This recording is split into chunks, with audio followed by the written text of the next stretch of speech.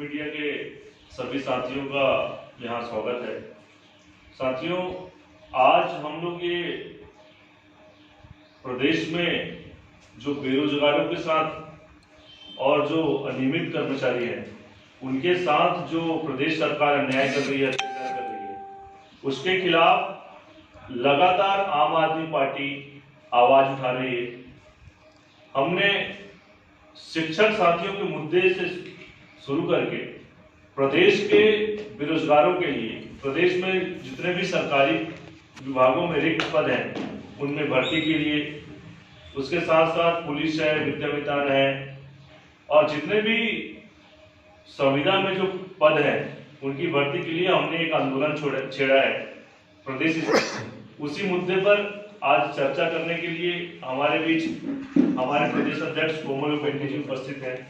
साथ में बस्तर संभाग के संगठन प्रभारी संजय मनसानी जी हैं और मैं स्वयं यूथ विंग का प्रदेश अध्यक्ष तेजेंद्र कोडेकर आज हम लोग मीडिया के सामने उपस्थित हैं। मैं प्रदेश अध्यक्ष कोमल उपेंद्र जी से निवेदन करूंगा कि वो आज के इस मुद्दे पर जो संविदा जो स्वास्थ्य कर्मी है जो हड़ताल पे हैं वो उस मुद्दे पर अपने विचार रखें, अपनी बात रखें। साथियों, जय हिंद। छत्तीसगढ़ राज्य बनने के बाद यहाँ के युवाओं के साथ लगातार अत्याचार होता रहा है। सरकारों ने युवाओं के भविष्य को लेकर कभी गंभीरता नहीं दिखाई। 15 साल भारतीय जनता पार्टी की सरकार थी, उसके बाद कांग्रेस की जब सरकार आई, हमें उम्मीद था कि कांग्रेस की सरकार युवाओं के साथ न्याय तो करेगी, लेकिन सरकार में आने के 2 साल लगभग पूरे होने को हैं, लेकिन कोई ठोस पहल सरकार नहीं कर रही है। इस वजह से आम आदमी पार्टी इस मामले को लेकर लगातार लड़ाई लड़ रही है। आप सबका सहयोग रहा, मीडिया का सहयोग रहा, युवा साथी संघर्ष के, आम आदमी पार्टी के एक सिपाही संघर्ष किए और परिणाम देखने को ये मिला कि 14,580 शिक्षकों की नियुक्ति का रास्ता खुल गया। मैं उसके लिए शुभकामनाएं देना चाहूँगा आपके माध्यम से प्रदेश के सभी युवाओं को, चयनित शिक्षकों को। साथियों, आपको बताना चाहूँगा कि अभी स्वास्थ्य विभाग के संविदा कर्मचारी जो वर्षों से लड़ाई लड़ रहे हैं और कांग्रेस की जो जन घोषणा पत्र थी उसमें उन्होंने इस चीज़ का उल्लेख किया था कि आपको सरकार बनने के 10 दिन के अंदर नियुक्ति दे देंगे। वर्तमान स्वास्थ्य मंत्री ने उनके आंदोलन स्थल पर जाकर स्वयं कहा था कि सरकार बनने के 10 दिन के भीतर हम संविदा स्वास्थ्य कर्मियों को नियमित कर देंगे, लेकिन आज तक नियमित नहीं किया। वर्तमान में प्रदेश की स्थिति बेहद गंभीर है। कोरोना महामारी का असर व्यापक स्तर पर बढ़ रहा है। ऐसे स्थिति में स्वास्थ्य कर्मियों का आंदोलन पे जाना खतरनाक साबित हो सकता है। इसलिए मैं प्रदेश सरकार से कहना चाहूँगा मीडिया के माध्यम से कि यदि ये स्थिति पैदा हुई है तो सरकार के कारण हुई है। इसमें संविदा स्वास्थ्य कर्मी दोषी नहीं है, बल्कि सरकार दोषी है। वादा खिलाफी सरकार ने की है। मैं स्वास्थ्य कर्मियों के साथ हूँ, पार्टी साथ है। सरकार से हम निवेदन करते हैं कि तत्काल आप इस पर निर्णय लीजिए।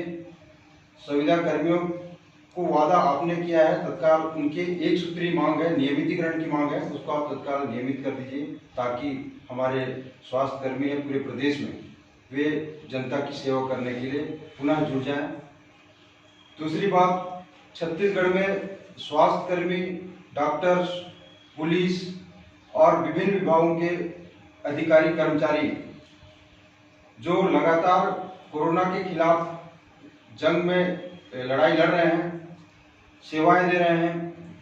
दिल्ली में अरविंद केजरीवाल जी की सरकार है, आम आदमी पार्टी की सरकार है। वहां पे 1 करोड़ रुपए यदि किसी कर्मचारी की सेवा के दौरान मौत हो जाती है, हम चाहते हैं कि ऐसा किसी के साथ ना हो, लेकिन यदि दुर्घटना किसी के साथ घट जाती है तो दिल्ली सरकार उनको ससम्मान 1 करोड़ रुपए की राशि उनके परिवार को देती है। मैं प्रदेश की सरकार से निवेदन करूंगा कि आप दिल्ली की तर्ज पर छत्तीसगढ़ में कोरोना वॉरियर्स के लिए यदि उनका कुछ विशिष्ट परिस्थिति में निधन हो जाता है तो उनके परिजनों को आप 1 करोड़ रुपया सम्मान राशि आप प्रदान करें। आगे आंदोलन का जो रणनीति है, हमारे साथी युवा प्रभाग के अध्यक्ष हैं, ये आपको बताएंगे। देखिए, हमारा पहले से प्रदेश के युवाओं के लिए आंदोलन चल रहा है। हमने उस आंदोलन में संविदा कर्मी को अभी जिक्र किया है, लेकिन लगातार जब से ये शिक्षक साथियों के जो मांग पे प्रदेश सरकार ने ध्यान दिया है, उसके बाद से लगातार हमारे पास इससे पहले भी लोगों के फोन आ रहे थे अलग अलग संगठनों के। तो ये स्वास्थ्य संविदा में जो है उनका भी लगातार हमारे पास संपर्क हो रहा है, उनके फोन आ रहे हैं। तो हमने कहा हम तो प्रतिबद्ध हैं प्रदेश के युवाओं की लड़ाई लड़ने के लिए, प्रदेश में हर बेरोजगार साथियों की लड़ाई लड़ने के लिए, और प्रदेश में जिनको भी रोजगार की समस्या आती है उसकी लड़ाई लड़ने के लिए आम आदमी पार्टी पहले से तैयार है। लेकिन हमने स्वास्थ्य कर्मियों को कहा है कि आप बात करिए सरकार से, हम भी सरकार से बात करते हैं, क्योंकि स्वास्थ्य का मुद्दा संजीदा मुद्दा है। ये एक महामारी का दौर है। इस समय हम अगर अपनी बात पे ही अड़े रहे तो मुश्किल है। तो हम सरकार के पास बात करने के लिए उनको हमने कहा है, हम भी बात कर रहे हैं लगातार। आज हमारे प्रदेश अध्यक्ष जी मुख्यमंत्री को इस विषय पर चिट्ठी भी लिखने वाले हैं कि इनकी मांग को पूरा करिए। हम चाहते हैं कि स्वास्थ्य कर्मी वापस जाए, काम में वापस जाए, लेकिन हम ये भी नहीं चाहते कि सन 2005 से 15 साल हो गए, भाजपा की सरकार ने भी इनके साथ छल किया है, और वर्तमान में कांग्रेस की सरकार ने भी संविदा कर्मियों से वादा किया था कि हम 1-2 महीने में इसको आपको नियमितीकरण कर देंगे। लेकिन आज 2 साल लगभग हो गए इनकी सरकार को, तो इनका भी इरादा ठीक नहीं है। तो हम दोनों पक्ष को सोचते हुए हमारा ये आंदोलन जारी रहेगा। हमने रायपुर में अभी निर्णय लिया था कि इस आंदोलन को तेज करेंगे, लेकिन चूंकि रायपुर में लॉकडाउन है, इसलिए आज हम ये प्रेस वार्ता कांकेर में कर रहे हैं। आप सभी मीडिया के साथियों से निवेदन है कि ये प्रदेश स्तरीय प्रेस वार्ता है, तो आप अपने मीडिया के माध्यम से, सोशल मीडिया के माध्यम से भी जो लोग हमें सुन रहे हैं वो इस मामले को ऊपर तक लेके जाएं और पब्लिक तक हमारी आवाज को पहुंचाएं।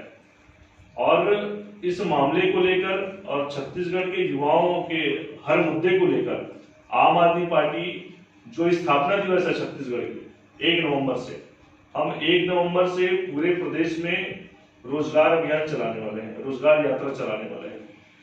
कोरोना के काल में लगातार ये थोड़ा डिले हो रहा है, लेकिन हम प्रदेश के युवाओं से हम लोग वादा कर चुके हैं और उनसे एक भरोसा दिलाना चाहते हैं कि आपकी जो भी समस्याएं हैं रोजगार के मुद्दे को लेकर, आपकी जो भी समस्याएं हैं, हम आपके साथ लड़ने के लिए तैयार हैं और हर कदम पे हम लड़ेंगे।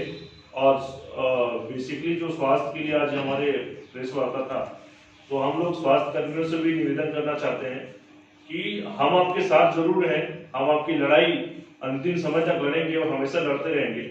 लेकिन जो कोरोना काल है उसमें हम सबको मिलकर फैसला करना है, और मैं भूपेश बघेल सरकार से भी निवेदन करना चाहता हूँ कि वो भी स्वास्थ्य कर्मियों की मांग को माने और उन्हें जल्द काम में वापस लें। धन्यवाद। आपको कोई सवाल हो तो आपको। अभी जो है कि केंद्र ने जब जेई और नीट का परीक्षा लेने के लिए कहा, तो छत्तीसगढ़ सरकार हाई कोर्ट जा रही थी कि इसमें रोक लगाने के लिए, लेकिन छत्तीसगढ़ सरकार खुद पीएससी का एग्ज़ाम ले रही है, सीजीपीएससी का, और वो एग्ज़ाम जो है 4 दिन तक लगातार है, एक दिन में 2 एग्ज़ाम होना है। तो आदमी अभी महामारी चल रहा है, तो वो रुकेंगे कहाँ जो विद्यार्थी है वो, इसको लेकर क्या कहेंगे? क्या ये बेरोजगारी से मुद्दा हटाने का काम कर रही है सरकार जो है?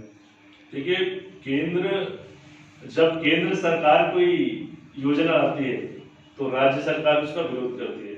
राज्य में कोई अगर जैसे नीट का एग्जाम हो, केंद्र में बहुत विरोध हुआ, नीट का एग्जाम नहीं होना चाहिए, फिर भी सरकार ने कहा लोगों को आने जाने की व्यवस्था करें।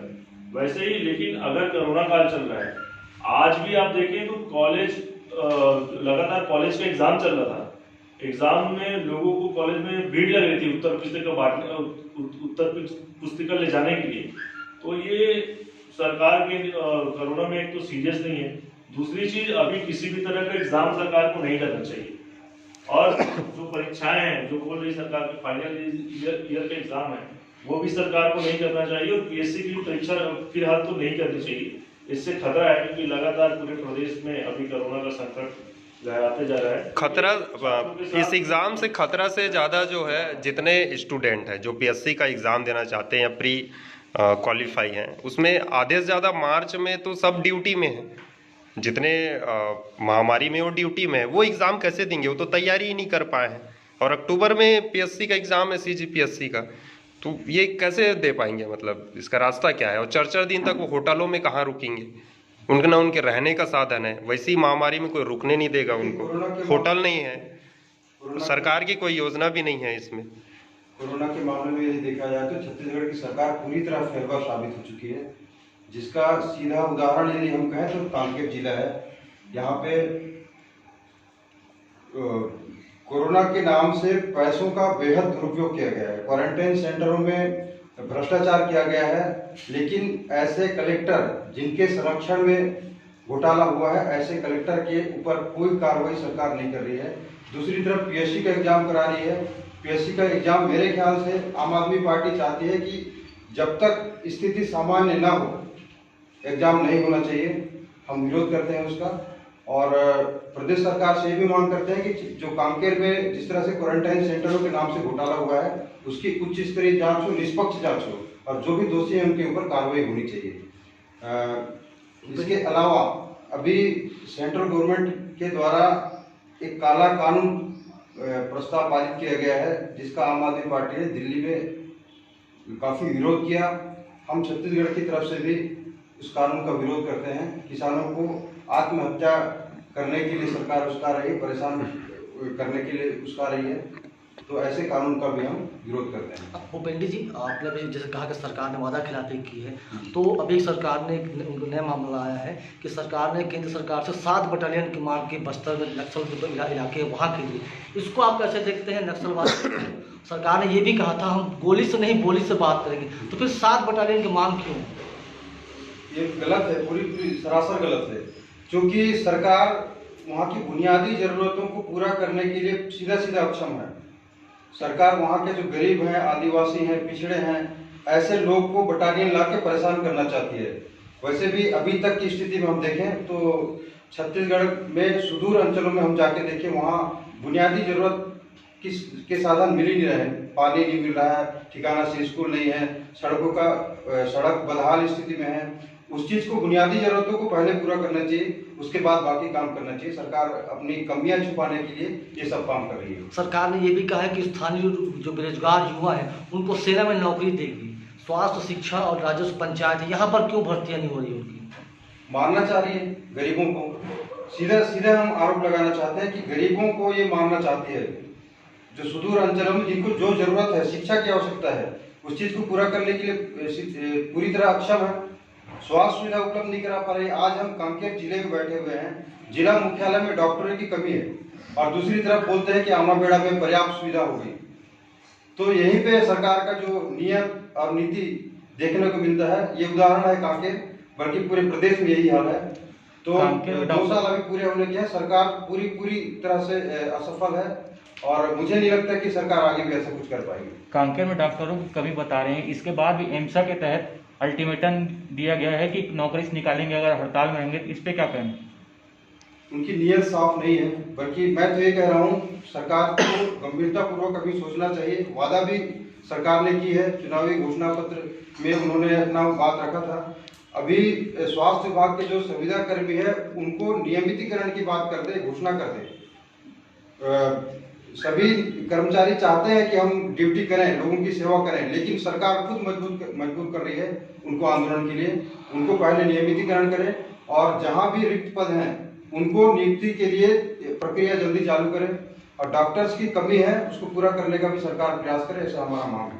कांकेर में सड़कों की बात करें तो हर बार बरसात के समय में ही बनाया जाता है, और ऊपर नीचे रोड की अभी बात देखेंगे तो पूरा कीचड़ में तब्दील हो गया है, इस पे क्या कहें? भ्रष्टाचार करने के लिए ये माध्यम है इनका। हर बार जो है बारिश के समय में ही इस तरह से काम होते हैं ज्यादातर, और करोड़ों का आवंटन लाके खुलेआम भ्रष्टाचार किया जाता है। उससे अछूता नहीं है कांकेर, और करोड़ों का घोटाला अभी होने वाला है, और जो लगातार चल भी रहा है। आम आदमी पार्टी मांग करती है कि जो भ्रष्टाचार हो रहा है उसके लिए जो भी दोषी है उनके खिलाफ कार्रवाई करे, जांच करे, लेकिन सरकार की नियत ही नहीं है, सरकार के संरक्षण में घोटाला हो रहा है। इसलिए हम सीधा विरोध करते हैं और मांग करते हैं कि विशेषकर कांकेर की बात है तो कांकेर के लिए विशेष रूप से ध्यान दें। और यहाँ एक घटना बीच में और हुई थी कि जिला प्रशासन के जिम्मेदार अधिकारी के द्वारा मीडिया के साथी के खिलाफ अभद्र व्यवहार किया गया था, लेकिन उसको सरकार लगातार संरक्षण दे रही है। हम उनका विरोध करते हैं, उनके ऊपर कार्रवाई होनी चाहिए जिम्मेदार अधिकारी के ऊपर। और कम से कम मीडिया पूर्व की सरकार में भी मीडिया के साथियों के साथ अत्याचार हुए हैं। वर्तमान सरकार से हमें उम्मीद थी कि अभी की सरकार, कांग्रेस पार्टी की सरकार मीडिया के साथ कम से कम न्याय करेगी, लेकिन आज भी उनके साथ लगातार अन्याय हो रहा है, जिसका हम विरोध करते हैं। और फिर से हम गुजारिश करते हैं सरकार से कि यहाँ के जो अनियमित कर्मचारी हैं, प्रेरक हैं, विद्यामितान हैं, इनके नियमितीकरण की प्रक्रिया चालू करें, बेरोजगारों को रोजगार देने की प्रक्रिया चालू करें। हमारे स्वास्थ्य कर्मी हैं जो नियमितीकरण की मांग कर रहे हैं, उनको नियमितीकरण करें। पत्रकारों की सुरक्षा के लिए भी सरकार विशेष रूप से ध्यान दे, ऐसी हमारी मांग है। नियमितीकरण अगर नहीं होता है सरकार के द्वारा तो आम आदमी पार्टी क्या करेगी, किस हद तक जाने को तैयार रहेगी? आम आदमी पार्टी लगातार लड़ाई लड़ रही है, आगे भी लड़ेगी। क्योंकि अभी वर्तमान स्थिति प्रदेश की अच्छी नहीं है, कोरोना के केस लगातार बढ़ रहे हैं, इसलिए हम चाहते हैं कि सरकार इस पर त्वरित कार्रवाई करे और उनको नियमितीकरण की घोषणा करे। अन्यथा हमारा आंदोलन लगातार चलता रहेगा, अलग अलग स्वरूप में हम आंदोलन करते रहेंगे। इसी में सर आपके क्वेश्चन में एक और मेरा जवाब था कि अभी जो शिक्षकों का मुद्दा था उसमें आम आदमी पार्टी ने उस मुद्दे की शुरुआत की थी, आंदोलन की शुरुआत की थी। जिस प्रकार से उनको कहीं न कहीं नियुक्ति की उनकी प्रक्रिया शुरू हुई है, इसके चलते प्रदेश में युवाओं का जो लगाव है वो आम आदमी पार्टी के प्रति बढ़ा है। आम आदमी पार्टी से उनकी उम्मीदें बढ़ी हैं। तो हम लोग ये चाहते हैं और हम लोग ने युवाओं से वादा किया है प्रदेश के कि आम आदमी पार्टी को चाहे सड़क पर उतरना पड़े, चाहे सीएम को घेरना पड़े, चाहे विधानसभा घेरना पड़ेगा, जो हमको जिस हद तक जाना पड़ेगा हम जाएंगे, लेकिन प्रदेश के युवाओं की लड़ाई को हम हर हद तक लड़ेंगे। इसी क्रम में 1 नवंबर से पूरे प्रदेश स्तरीय युवा रोजगार यात्रा हम निकाल रहे हैं। उस यात्रा के माध्यम से हम गांव-गांव जाएंगे, हर विधानसभा जाएंगे, युवाओं को और ज्यादा जोड़ेंगे। हम लाखों युवाओं के साथ सीएम आवास का घेराव करेंगे। अगर सीएम ने, अगर मुख्यमंत्री सत्ता में बने रहना चाहते हैं तो उनको प्रदेश के युवाओं का सम्मान करना पड़ेगा, उनको किया हुआ हर वादा पूरा करना पड़ेगा, बेरोजगारों को बेरोजगारी भत्ता देना पड़ेगा। जो प्रदेश में जो रिक्त पद है, अभी सर आपके यहाँ से क्वेश्चन आया था कि जो रिक्त पद है उससे नियुक्ति क्यों नहीं हो रही। मैं शिक्षा विभाग की बात कर रहा हूँ तो 1.25 लाख खाली शिक्षा विभाग में रिक्त पद हैं। 1.25 लाख, आप सोच सकते हैं सारे विभागों को मिलाकर लाखों पद रिक्त हैं। जो छत्तीसगढ़ में 50 से 60 लाख जो बेरोजगार हैं उनको सरकार चाहे तो चुटकी में रोजगार दे सकती है। सरकार के पास सिर्फ और सिर्फ कमीशन के लिए, निर्माण कार्य करने के लिए पैसा है, अपने लोगों को लाभ पहुंचाने के लिए पैसा है, लेकिन छत्तीसगढ़ के युवाओं के लिए सरकार के पास पैसा नहीं है। लेकिन युवा समझता है छत्तीसगढ़ में लोहा, कोयला, हीरा सारा चीज है, छत्तीसगढ़ के युवा सक्षम है। अगर भूपेश बघेल जी ये काम नहीं कर पाएंगे तो आने वाले समय में छत्तीसगढ़ के युवा किसी और को ये मौका देंगे। आप कह रहे हैं चुटकी में नौकरी दे सकते हैं, लेकिन उन्हीं कार्यकर्ता अभी बीच में पकौड़े तलते नजर आए हैं, यहाँ पे उन पे क्या कहना है? ये कांग्रेस पार्टी वाले राजनीति करते हैं। छत्तीसगढ़ में 1 लाख करोड़ से भी ऊपर का बजट है। छत्तीसगढ़ में सारे विभागों में रिक्त पद है। सरकार का जब बजट बनता है तो विभागों में जो जितने पद होते हैं उस पद के हिसाब से ही बजट बनाया जाता है। तो सरकार के पास पैसे की कमी नहीं है, सरकार के पास निर्माण कार्य की कमी नहीं है। मैं एक छोटा सा उदाहरण बताऊंगा, छोटा सा। आज छत्तीसगढ़ में आप किसी भी निर्माण कार्य में जाकर देख लो, भ्रष्टाचार 30 से 40%। एक मैं सबसे बड़ा मैंने एक आरटीआई के माध्यम से जानकारी निकाली है कि प्रदेश में एक कैंपा मद है जो पिछले साल 200 करोड़ एक जिला में लगभग 200 करोड़ के काम हुए, उससे मात्र 30 से 40% काम हुए, वो पूरा बाकी 50 से 60% पैसा पूरा भ्रष्टाचार में जाता है। तो छत्तीसगढ़ में अगर भ्रष्टाचार बंद कर दे सरकार और सही नियत से काम करे तो सारे युवाओं को नौकरी मिलेगा, प्रदेश अच्छे से चलेगा। हम जानते हैं छत्तीसगढ़ के युवा को, छत्तीसगढ़ के लोगों को शायद इस बार हम विकल्प नहीं दे पाए। आने वाले समय में मेहनत जरूर की थी, हमने उनको बताया था कि प्रदेश में भ्रष्टाचार ही सबसे बड़ी मुद्दा है। हम शायद विकल्प बनने में कामयाब नहीं हुए थे, शायद भाजपा को हटाने के लिए मजबूरी में विकल्प नहीं होने के कारण प्रदेश की जनता ने कांग्रेस को वोट दिया। लेकिन आने वाले समय में आम आदमी पार्टी, अगर कांग्रेस सरकार काम नहीं करती तो आम आदमी पार्टी कोशिश करेगी विकल्प बनने का, और हमें मौका देती है अगर प्रदेश की जनता, तो हम ये सारा कुछ करके दिखा देंगे। हमारे पास रोड मैप है, सारी चीज तैयार है। नगर नाम के मुद्दे पर आप लोगों का क्या बाकी है? नगर नार के मुद्दे पे पार्टी अभी गंभीरता से विचार करेगी। बहुत सारे मुद्दे पे हमको लड़ाई लड़ना है, खासतौर से खनिज और उद्योग के मामले में। उस पर आने वाले समय में आपको अधिकृत रूप से बताई जाएगी। ओके। हो ना?